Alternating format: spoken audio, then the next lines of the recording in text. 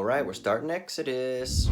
Yo, what's up? Welcome back. Now we're going to actually jump straight into the second book of the Bible, Exodus. This is where we are introduced to one of the maybe most well-known protagonists of the Bible, Moses, the one who brings all the plagues to Egypt, the crossing of the Red Sea, Charlton Heston, even though Yul Brynner is much better in that film because he's just fucking fantastic. Anyway, we're going to be talking about Exodus for probably the next couple weeks, I guess, depending on how long it takes me to get through it. But what I want to do to start is to just give a little overview of chapters 1 through 4, which is what I've read. So first things first is we're introduced to the kind of genealogy of the Israelites who go into Egypt and who stay in Egypt after Joseph dies. And we're introduced then to, I guess we could call it the antagonist, the Pharaoh of Egypt, who is getting worried that the Israelites are reproducing too fast and too quickly, and so he makes a decree to basically kill the firstborn males so that they can't reproduce, so that the lineage stops. Let the women, the little girls live, baby girls live, but baby boys, get rid of them. And so Moses is placed into a basket, he's sent downriver, he gets picked up by someone in the Pharaoh's house, and he's then raised as an Egyptian prince, basically. Long story short, he ends up seeing some of the atrocities against the Hebrew people, so he runs out and he flees into the wilderness, and he encounters God in a burning bush. God tells him that he's going to be a great leader and that he's going to deliver his people out of Egypt. And there's this back and forth where Moses is kind of like, but how am I going to do it? I'm not really quick with my tongue and stuff like that. And God's like, don't worry, I will put the words in your mouth. And also, you've got your brother Aaron with you, who's also of the same tribe, obviously the house of Levi. And so he's good with his tongue, so I'll put words in your mouth, and you guys will do mighty signs and wonders and things like that. So there's like some signs with snakes and obviously a reference to the future plagues that will come, that I'm sure most of us are familiar with. So yeah, that's basically what's going on in the first 4 chapters. And then, of course, there's the issue of Moses trying to gain the respect and blessing of the Israelites. You know, you've got this Egyptian prince who is going to come and be like, oh, God has spoken to me and told me that I'm going to lead you out of Egypt. How am I going to do that? You know, he's a little worried about that as well. And God basically says, well, tell them that I am sent you, that Yahweh sent you. That's what he refers to himself at this point. I am what I am, or I am who I am, depending on how it's translated, or I am that I am. But anyway, he's like, just tell them that I sent you, and then I'll do these wonders and these signs and these miracles, and then they'll believe that you really were sent by me.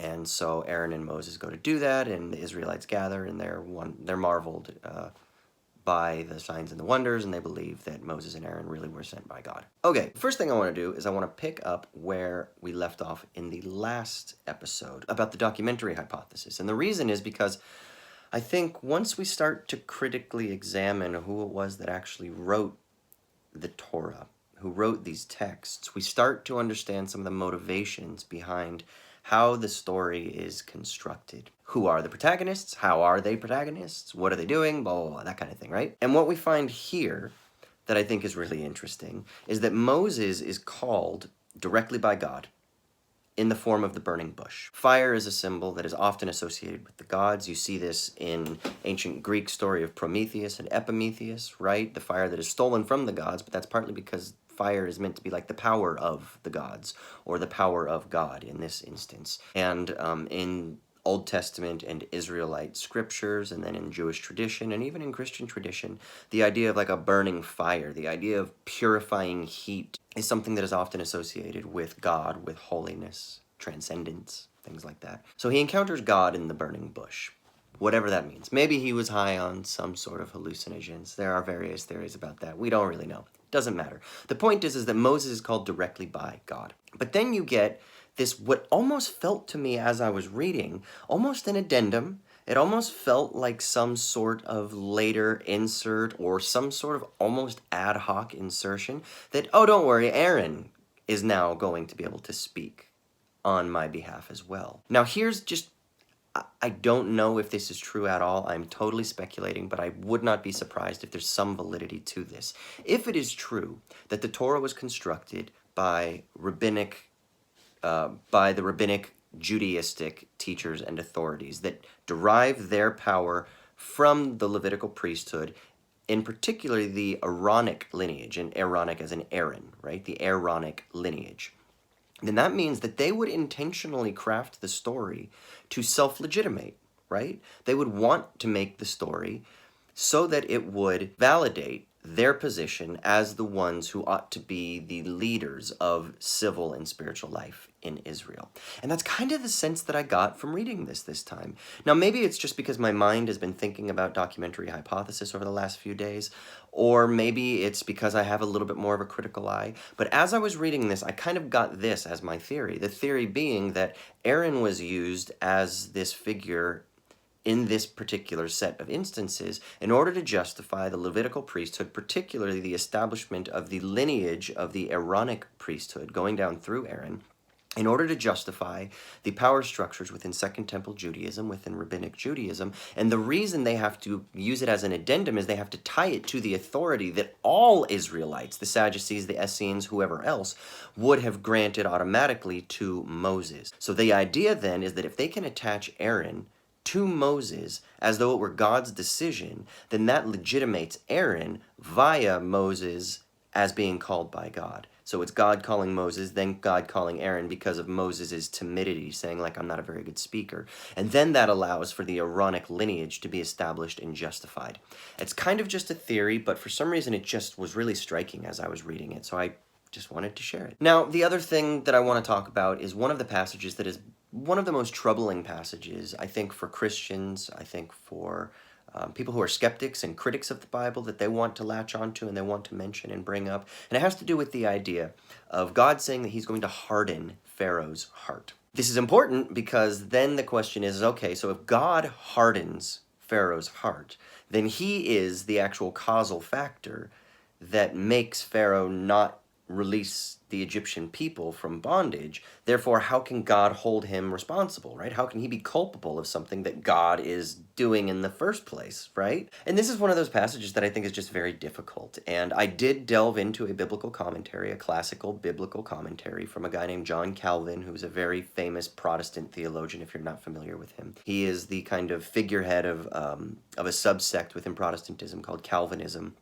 Reformed theology. Anyway, Calvin uses, I think, what is the standard, more Reformed Protestant, and I think even some Catholic interpretations.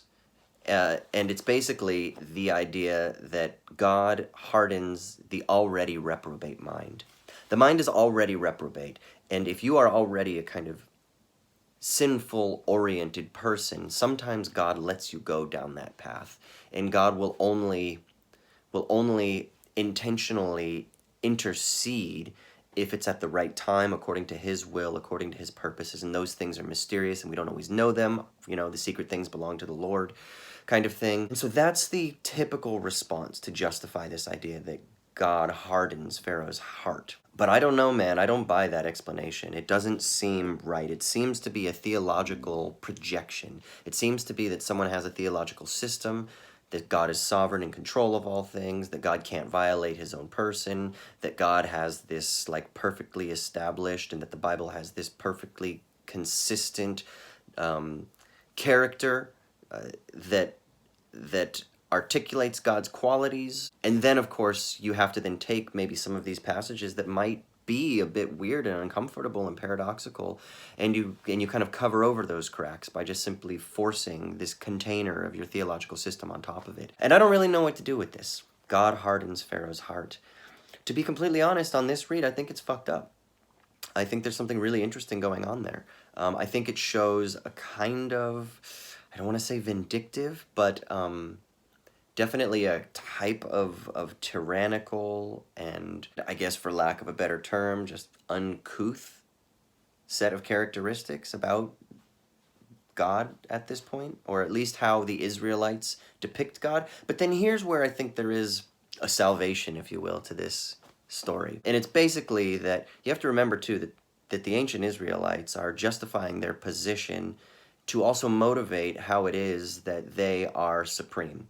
And so one of the other things you get is that at the end of this story that Moses is told by God that once the Hebrews overcome the Egyptians, they're going to be able to plunder and get like gold and silver and resources and things like that. So that's another thing as well here, is that there's an element of that socioeconomic, that socio-political, the stuff that we talked about early on in Genesis, that narrative that is central, that is integral to the Exodus story as well at this point. There's a sense in which the Israelites are not being oppressed because the Egyptians are morally angry or they don't like them or they're racist or something like that.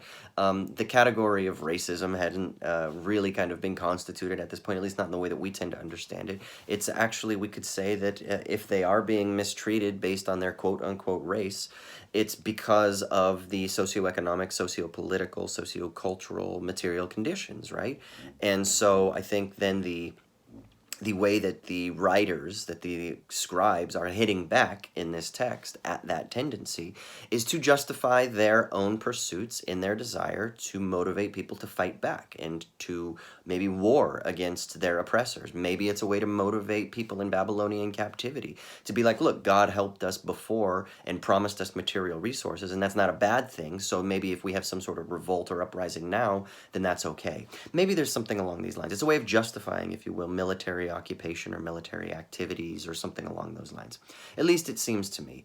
I don't know. It's a very difficult thing to really wrap my head around, especially if I've still got that Protestant or evangelical type of reading in the background, that everything has to be consistent and that we have to just trust the mysterious ways of God, and we kind of force ourselves into these small parameters of interpretation.